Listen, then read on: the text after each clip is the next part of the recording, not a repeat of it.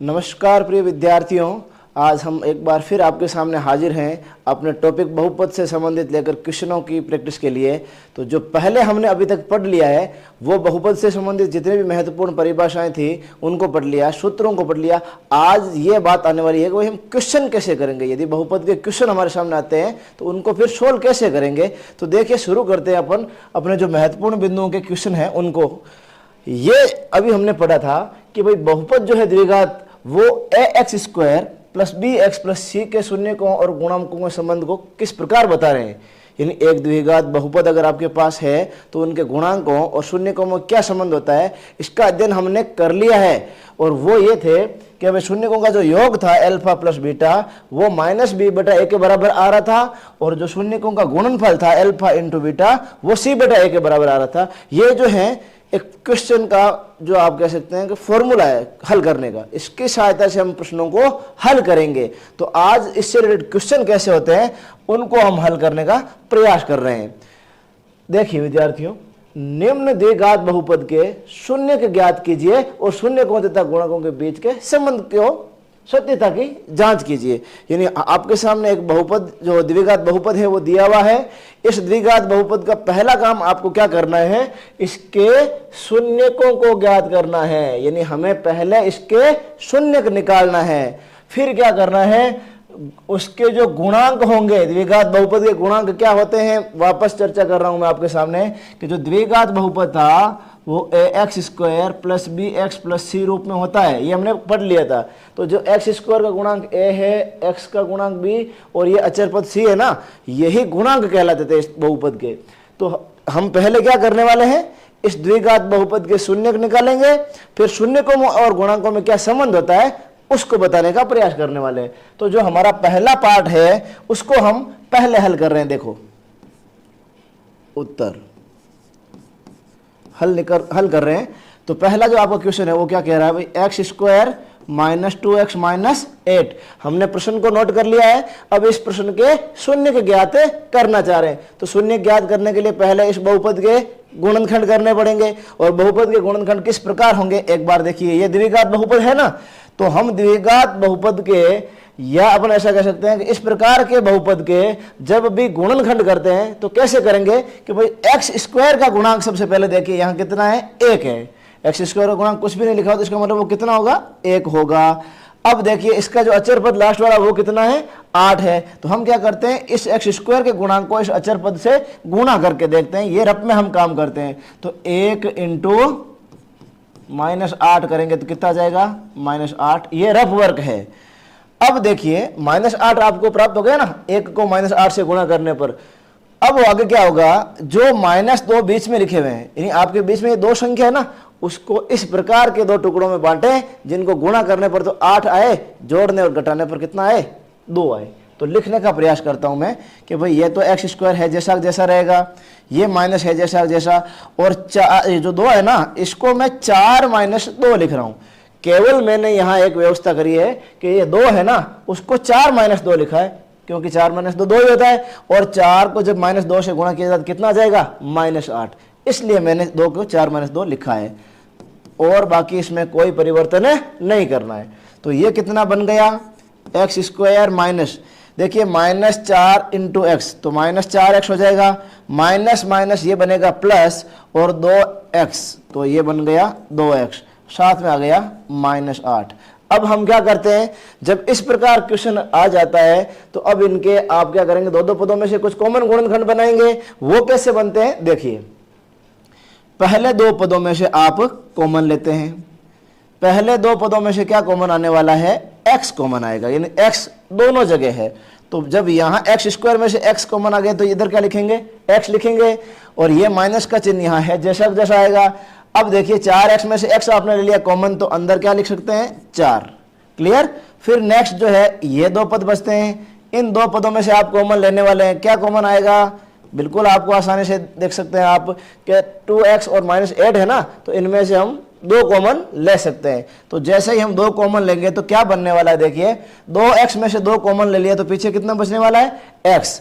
और जब हमने कहा भाई 8 में से 2 कॉमन ले लिए, 8 में 2 का भाग देना एक प्रकार से, तो कितनी बार जाएगा, 4 बार। ये दोनों गुणनखंड कॉमन जो है इनको मैं एक बार साथ में लिख देता हूं। और यहाँ देखिए ये इसके साथ तो x है और यहाँ क्या है +2, तो ये इसके गुणनखंड हो गए हैं। बहुपद के गुणनखंड हमने ज्ञात कर लिया। अब हमारे सामने क्वेश्चन आ रहा है कि भाई इसके शून्यक ज्ञात कीजिए। पहले क्या करना है, शून्यक ज्ञात करने। और शून्यक ज्ञात करने का मतलब यह है कि भाई इस बहुपद के जो अपन ने गुणनखंड किए ना, इनको 0 के बराबर रखना पड़ेगा। तो मैं इसके गुणनखंडों को 0 के बराबर रखने का प्रयास कर रहा हूं। देखिए यहां एक लाइन लिखेंगे कि शून्यकों के लिए, शून्यकों के लिए क्या होगा कि जो ये x - 4 और ये x + 2 है, इनका मान 0 के बराबर रखना पड़ेगा। भाई जब भी तो शून्य आएगा। अब इन दोनों का गुणनफल 0 आ रहा है, इसका अर्थ यही है कि x - 4 बराबर 0 है या x + 2 बराबर 0। यानी पहले गुणनखंड के बराबर भी मैं 0 रखूंगा और दूसरे गुणनखंड के बराबर भी 0 रखूंगा। जब पहले गुणनखंड के बराबर में 0 रखा यानी x - 4 बराबर 0 आया है, तो भाई x का मान कितना आएगा, इस 4 को बराबर के दूसरी तरफ भेजेंगे, क्या बन जाएगा x बराबर 4। यहां x + 2 बराबर 0 आया है, तो x बराबर कितना आ जाएगा, +2 को बराबर के दूसरी तरफ भेजेंगे, कितना हो जाएगा -2। ये आपके पास पहला शून्यक आ गया और ये आपके पास दूसरा शून्यक आ गया। बहुपद के शून्यक हमारे पास आ गए हैं। इन बहुपद के शून्यकों को हम अल्फा और बीटा नाम दे सकते हैं, क्योंकि हमने पढ़ लिया है कि यदि बहुपद के 2 शून्यक हैं तो उनको अल्फा और बीटा लिखा जा सकता है। तो मैं क्या कर रहा हूं, यहां पर जो हमने ये x का पहला मान प्राप्त किया उसको मैं क्या मान रहा हूं, अल्फा, जिसका मान 4 है। दूसरा मान को मैं क्या लिख रहा हूं, बीटा, और जिसका मान कितना है -2। अब हमें क्या करना है, ये देखिए हम इस क्वेश्चन को आगे हल करने का प्रयास करेंगे। भाई जब आपने 2 बहुपद के शून्यक प्राप्त कर लिए हैं, इन बहुपद के ये 2 शून्यक अल्फा और बीटा प्राप्त कर लिए ना, तो इन शून्यकों का, अल्फा और बीटा से शून्यक प्राप्त किया ना, इन शून्यकों का गुणांकों के बीच में क्या संबंध है, ये क्या रिश्ता है गुणांकों के साथ। तो ये चेक कर रहे हैं कि इस क्वेश्चन के शून्यकों और गुणांकों के बीच में संबंध क्या है, और उनके संबंध की सत्यता की जांच हम कर रहे हैं।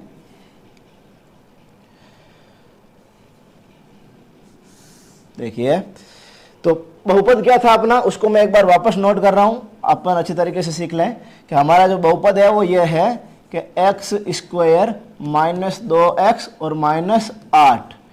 हम क्या करेंगे, इस बहुपद की मानक द्विघात से तुलना करेंगे। मानक द्विघात बहुपद कौन सा था, मानक द्विघात बहुपद क्या था अपना, ax² + bx + c से तुलना करने पर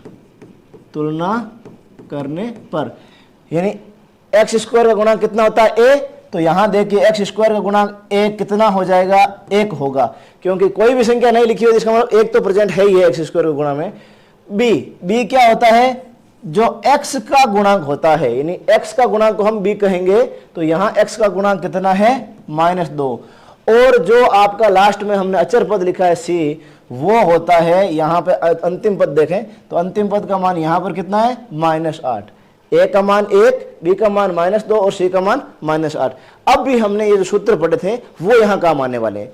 हमने सूत्र क्या पढ़े हैं कि बहुपद के शून्यकों का योग क्या होता था, अल्फा + बीटा।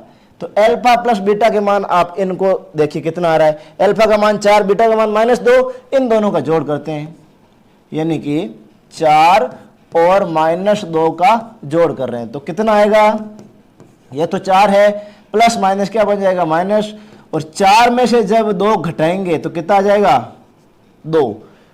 आसानी से हम अल्फा + बीटा का मान निकाल सकते हैं, क्योंकि अल्फा का मान 4 था, बीटा का मान -2। इनको जब दोनों को हल किया तो उत्तर कितना आ गया है, 2। यहां एक बात और देखें, अल्फा + बीटा तो आ गया, एक मान हम कहते हैं भाई शून्यकों का योग अल्फा + बीटा होता है, वो -b/a के बराबर होना चाहिए। तो -b/a का मान भी यहां निकालते हैं, -b/a बराबर कितना आएगा, देखिए सूत्र वाला माइनस में है, जैसा जैसा रख रहा हूं। b का मान हमारे पास यहां से है, देखिए कितना आ रहा है, -2, और a का मान बट्टा में लिखना, तो a का मान कितना है, 1। तो इनको जब हल करेंगे तो ये कितना आ जाएगा, 2/1। भाई यहाँ 2 है, इसको मैं 2/1 लिख सकता हूँ, और ये 2 है, इसको 2/1। इनका दूसरे अर्थों में भी प्रयोग कर सकते हैं। ये 2 क्या है? x का गुणांक। a क्या है? x² का गुणांक। इसी प्रकार यहां पर देखिए, ये 2/1 और ये 2/1 बराबर आ गए थे ना, तो मैं कह सकता हूं अतः स्पष्ट है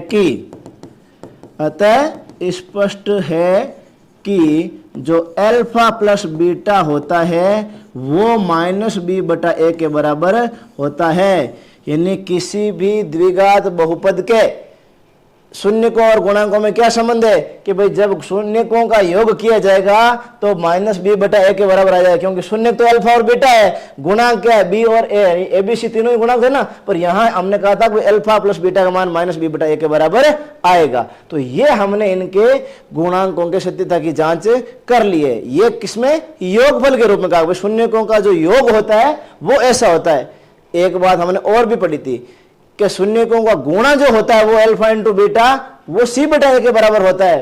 तो यहां गुणा भी करके देखते हैं। देखिए यहां हम इसके गुणा को भी चेक कर लेते हैं। यानी अल्फा इंटू बीटा कितना आएगा? अल्फा का मान आपके पास ये रहा। अल्फा का मान कितना है? 4, और बीटा का मान कितना है? -2। ये रहे, देखो अल्फा और बीटा दोनों मान मैं यहां से यहां गुणा करके बता रहा हूं। तो 4 को जब -2 से गुणा किया जाएगा तो उत्तर आ जाएगा -8। इन शून्यकों का गुणनफल कितना आया है? -8। अब हमने पढ़ रखा था भाई शून्यकों का गुणनफल है, सूत्र पढ़ा था, वो c/a के बराबर आना चाहिए। तो यहां c/a का मान कितना आता है वो भी तो चेक कर सकते हैं। तो c/a का मान देखिए कितना आ रहा है? c/a, यानी यहां देखिए ये c है और c का मान कितना है? -8। a का मान कितना है? 1। तो 8/1। क्या मैं इसको भी 8/1 लिख सकता हूं? क्योंकि 8 में जब -8 में 1 भाग दे तो उत्तर उतना ही आना है, कोई फर्क नहीं पड़ा। अब इसका अर्थ यह है कि भाई यहां अल्फा इंटू बीटा -8/1, यहां c/a भी -8/1, यानी दोनों में कुछ समानता दिखाई दे रही है। बिल्कुल आप अच्छी तरीके से देख पा रहे होंगे कि जो अल्फा इंटू बीटा का मान है वो c/a के बराबर आ रहा है। अर्थात स्पष्ट है कि शून्यकों का गुणा,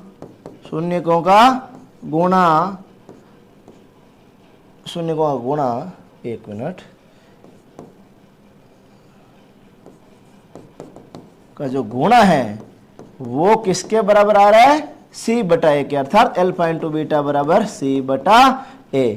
इस प्रकार आप प्रत्येक क्वेश्चन को आप हल करके जवाब दे सकते हैं। आपके माइंड में ऐसा भी आ सकता है कि ये क्वेश्चन कैसे करेंगे? बिल्कुल सेम तरीका इसका काम आने वाला है कि भाई जब 4s² - 4s + 1 है तो सबसे पहले आप इसके गुणनखंड करेंगे। इनको शून्य के बराबर रख के 2 शून्य प्राप्त हो जाएंगे आपको। अल्फा और बीटा उनका नाम दे देंगे, क्वेश्चन नंबर जो आगे ना उसको प्रैक्टिस के लिए आपके। तो इसी प्रकार सेम प्रक्रिया से हम आगे क्वेश्चनों को हल कर सकते हैं। चलिए और कुछ क्वेश्चन हैं जो भी प्रैक्टिस की सहायता से अपन उनको प्रैक्टिस करके हल कर सकते हैं। जैसे आपके सामने ये क्वेश्चन है, इन क्वेश्चनों को हम प्रैक्टिस करेंगे और आगे हल करने का प्रयास करेंगे। तो आज जरूर इनको आप प्रैक्टिस कीजिएगा ताकि आपको जितना समझ में आया उसका पता चल जाएगा कि कितना अच्छी तरीके से हमने समझा है। अब एक और प्रकार का हम क्वेश्चन इसमें करने का प्रयास करने वाले हैं, वो क्या है? देखिए, एक द्विघात बहुपद ज्ञात कीजिए जिसके शून्यकों के योग तथा गुणनफल क्रम से दी गई संख्याएं हैं। अब यहां देखिए ये आपके सामने एक नया क्वेश्चन आया है। ये कहना चाहता है कि एक द्विघात बहुपद आपको ज्ञात करना है जिसके शून्यकों का योग, अच्छा ये वाला शून्यकों का योग आपको दिया हुआ। शून्यकों का योग क्या होता है? अल्फा प्लस बीटा, और शून्यकों का गुणनफल आपके होता है अल्फा इंटू बीटा। यानी एक द्विघात बहुपद यदि उसके शून्य अल्फा और बीटा है तो उनका योग अल्फा प्लस बीटा होता है और गुणनफल अल्फा इंटू बीटा होता है। ये कह रहा है ये दोनों ही मान आपको दिए हुए हैं, अल्फा प्लस बीटा भी दिया हुआ है और अल्फा इंटू बीटा भी दिया हुआ है। तो वो अल्फा प्लस बीटा और अल्फा इंटू बीटा के मान ये रहे। तो हम इस पहले क्वेश्चन को हल करने का प्रयास कर रहे हैं, जो हमारा पहला पार्ट है। देखिए हल, जब हल कर रहे हैं तो इसका मतलब यह है, यहां देखिए 1/4 मान आपको है वो अल्फा प्लस बीटा का मान दिया हुआ है। हल लिख देता हूं, यदि द्विघात बहुपद के शून्यक, दो शून्यक जो होता है ना, यदि द्विघात बहुपद के शून्यक अल्फा और बीटा हो तो एक द्विघात बहुपद जिसके शून्यक अगर अल्फा और बीटा है ना, तो हम उनके शून्यकों का योग को अल्फा प्लस बीटा लिखेंगे। तो यहां जो स्थिति है इस क्वेश्चन के हिसाब से वो क्या बनने वाली है कि अल्फा प्लस बीटा, और अल्फा प्लस बीटा का मान आपको देखो शून्यकों का योग, पहला मान है वो शून्यकों का योग है, वो कितना दिया हुआ है 1/4, तथा दूसरा कह रहा है शून्यकों का गुणनफल, और शून्यकों का गुणनफल दूसरा मान है तो वो कितना है अल्फा इंटू बीटा, गुणनफल का मतलब यही होगा, और ये कितना दिया हुआ है -1। अब आपको अल्फा प्लस बीटा भी दे दिया और अल्फा इंटू बीटा भी दे दिया। पूछा क्या जा रहा है, ये क्या पूछना चाह रहा है कि भाई बहुपद क्या होगा, यानी बहुपद का निर्माण यहां आपसे करवाना चाहता है। ये शून्यकों का योग भी दे दिया, शून्यकों का गुणा भी दे दिया, अब पूछ रहा है बहुपद कैसे बनेगा। तो हमने एक सूत्र पढ़ा था, वो एक बार यहां नोट करना चाह रहा हूं मैं। यदि किसी द्विघात बहुपद के शून्यकों का योग और गुणनफल दिया हुआ है तो बहुपद निर्माण के लिए एक सूत्र काम आता है, वो क्या होता है वो यहां लिख रहा हूं, देखिए x² माइनस शून्यकों का योग इंटू x प्लस शून्यकों का गुणा। ऐसा सूत्र हमने पिछले चैप्टर, ये जो वीडियो था उसमें देखा भी था आपने। वो कहता है कि द्विघात बहुपद के शून्यकों का योग और गुणा देवे ना तो बहुपद का निर्माण इस सूत्र से होगा। और यह सूत्र में देखिए हम अल्फा प्लस बीटा के मान अगर रख देते हैं और अल्फा इंटू बीटा के मान रख देते हैं तो कोई दिक्कत नहीं आने वाली। शुरू करते हैं अपन, देखो तो x², ये रहा x² minus alpha plus beta, alpha plus beta का मान कितना 1/4, साथ में क्या लिखना x plus alpha into beta, ये रहा अल्फा इंटू बीटा का मान -1, जो -1 दिया हुआ तो -1 और कुछ दिया हुआ तो और लिख देते। तो यहां देखिए ये हो गया है x² माइनस 1/4x, ये प्लस माइनस का 1। एक बात ध्यान रखिए, यदि ये बहुपद लिखते हैं तो भी गलत नहीं है, लेकिन अगर बट्टा वाली संख्या आप चाहते हैं कि हटाना है तो हम क्या करते हैं, इस प्रकार के बहुपद में गुणांक को बाहर ले जा सकते हैं कॉमन, तो यहां 4 से पूरे बहुपद को गुणा कर सकते हैं, क्योंकि किसी भी बहुपद के प्रत्येक पद को यदि समान संख्या से गुणा किया जाए तो उस पर कोई फर्क नहीं पड़ेगा। तो मैं क्या करता हूं, 4 से पूरे बहुपद को गुणा कर रहा हूं, तो ये क्या बन जाएगा 4 इंटू x², यानी 4x² हो जाएगा, minus 4 into 1/4x minus 4 into 1, यानी प्रत्येक पद को मैंने 4 से गुणा कर दिया तो यहां कोई फर्क नहीं पड़ने वाला। लेकिन देखिए बनेगा क्या बहुपद, वो बन जाएगा 4x² माइनस 4 से 4 कट जाएगा, क्या बचेगा x और ये -4, यानी आपका जो रिक्वायर्ड बहुपद था जिसकी आपको आवश्यकता थी वो ये बन गया है कि भाई एक बहुपद जिसके शून्यकों का योग 1/4 और गुणा -1, तो वो बहुपद क्या होगा, ये रहा 4x² माइनस x माइनस 4। यानी हमें किसी भी प्रकार की मन में कोई चिंता नहीं करनी है कि अगर हमारे सामने शून्यकों का योग और शून्यकों का गुणा दिया हुआ है तो बहुपद कैसे बनाएं। आपको केवल ये सूत्र जरूर याद रखना है कि भाई एक बहुपद के शून्यकों का योग और गुणा दिया हुआ होता ना तो हम इस सूत्र में मान रख देंगे, उससे बहुपद प्राप्त हो जाएगा। तो इसको आप एक बार जरूर याद रख लीजिएगा, बाकी सारे काम अपने आसान होते जाएंगे। नेक्स्ट एक क्वेश्चन और भी है जिसको आप चाहें तो कर सकते हैं।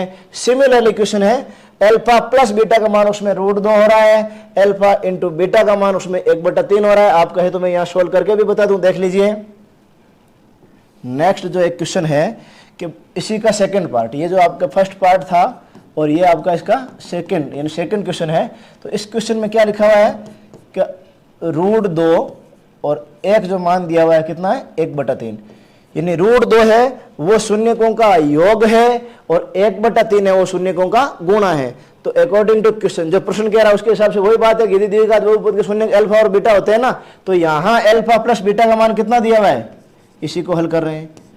अल्फा प्लस बीटा का मान कितना है √2 है, और अल्फा इंटू बीटा का मान आप कितना दिया हुआ है 1/3 है। अल्फा प्लस बीटा दिया हुआ, अल्फा इंटू बीटा दिया हुआ, तो बहुपद क्या होगा, अतः द्विघात बहुपद क्या बनेगा एक्स स्क्वायर माइनस शून्यकों का योग इंटू एक्स और प्लस में शून्यकों का गुणा, ये सूत्र होता है। और इस सूत्र में हम मान रख रहे हैं x square minus alpha plus beta, alpha plus beta कितना है यहाँ पे देखो √2, और इसके साथ में क्या लिख देता हूँ एक्स, और प्लस शून्यकों का गुणा, शून्यकों का गुणा कितना है 1/3। वही सेम क्वेश्चन बन गए देखो, एक्स स्क्वायर माइनस √2x और ये प्लस का 1/3। ये क्वेश्चन आंसर भी आपका सही है। और आप चाहते हैं कि बटा में 3 है, क्या सर हम इसको पूरे बहुपद को 3 से गुणा कर दें तो कोई फर्क पड़ेगा? बिल्कुल नहीं पड़ने वाला।